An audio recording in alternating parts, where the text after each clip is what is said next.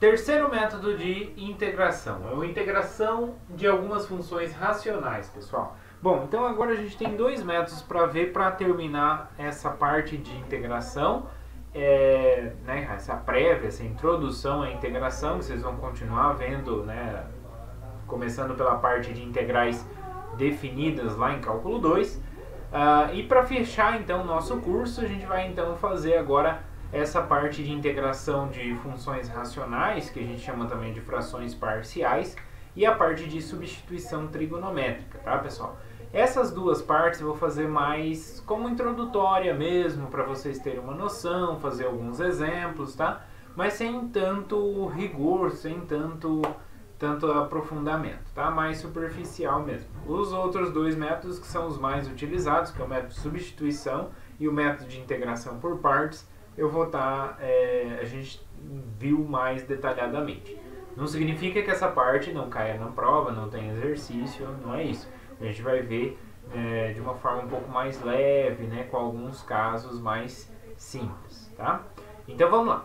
Bom, então o caso de frações parciais, né, integração de funções racionais, ele surge à medida que a gente vê que algumas funções racionais... O que é uma função racional? Uma função racional é aquela que é dada pelo quociente de dois polinômios, né? Uma função f de x é racional se ela é p de x sobre q de x, onde p e q são polinômios, tá?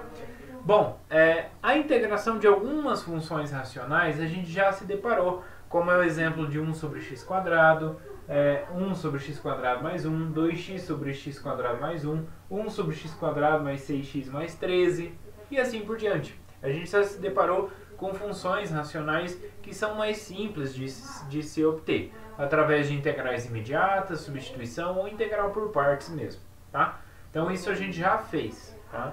E agora, como que a gente pode proceder se eu tiver uma função racional qualquer? O que eu faço? Para responder isso, a gente vai precisar do resultado lá da álgebra, que diz o seguinte: se p de x é um polinômio com coeficientes reais, então ele pode ser expresso como um produto de fatores lineares, ou seja, polinômios de grau 1 ou quadráticos, tá? Então a gente sempre pode decompor ele em fatores de grau 1 ou no máximo de grau 2, né? Quando esse de grau 2 não possui mais raiz real, tá? Todos com coeficientes reais. Aqui eu coloquei três exemplos, né? Por exemplo, x² menos 3x mais 2, esse aqui é um polinômio de grau 2 que é fatorado da forma x menos 2, x menos 1, porque o 2 é raiz e o 1 também é raiz, tá? Então, posso fatorar esse de grau 2 dessa forma.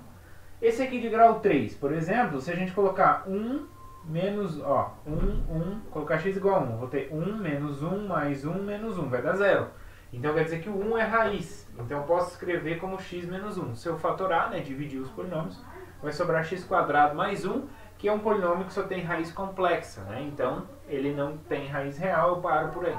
Então todo polinômio de grau maior ou igual a 3 pode ser sempre fatorado, ou seja, tem sempre pelo menos uma raiz real, tá? Então consegue decompor ele dessa maneira, tá? Então eu sempre chego ou no produto de polinômios de grau 2 ou polinômios de grau 1, tá? Sempre reduzo dessa maneira.